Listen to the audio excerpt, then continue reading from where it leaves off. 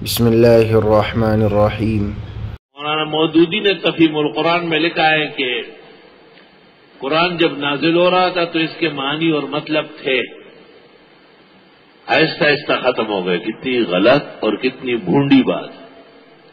جن چیزوں کو قرآن نے ذکر کیا وہ تو زندہ ہو گئی، تو ان کے معنی اور مطالب لغت میں نہیں ہے، واضح نے رکھے ہی نہیں۔ الف لام میم ہاں میم عین سین قاف، یہ تو بنائی حروف ہے، ایسے تو کلمات بنتے ہیں، خود حرف معنی نہیں دیتا۔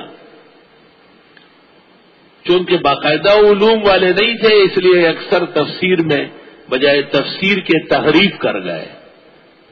صفحہ 4 یا 5 پر کہتے ہیں میں نے اس ترجمے اور تفسیر میں ترجمے اور تفسیر کا طریقہ چھوڑ کر آزاد ترجمانی اختیار کی۔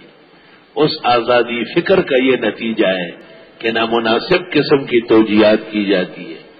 مشورہ یہ ہے کہ عام لوگ تفہیم القرآن نہ پڑھا کریں اور عام مسلمانوں کو اس کے مطالعے سے بچائے۔ اس میں اسلام، قرآن اور دین اور استقامت اسلام کے خلاف تعلیمات بھری گئی ہے۔ ہم اپنے مقام پر نشاندہی کریں گے۔ آج 2 نشاندہیاں ہو گئی۔ ایک صفحہ 4 یا 5 پر آزاد ترجمانی کا اعلان ہے، اور دوسرا یہ کہ الف لام میم یا حروف مقطعات کے معانی تھے اور ختم ہو گئے، معاذ اللہ۔ اس کا مطلب یہ ہے کہ قرآن کریم کی کچھ چیزیں گم ہو گئی ہیں۔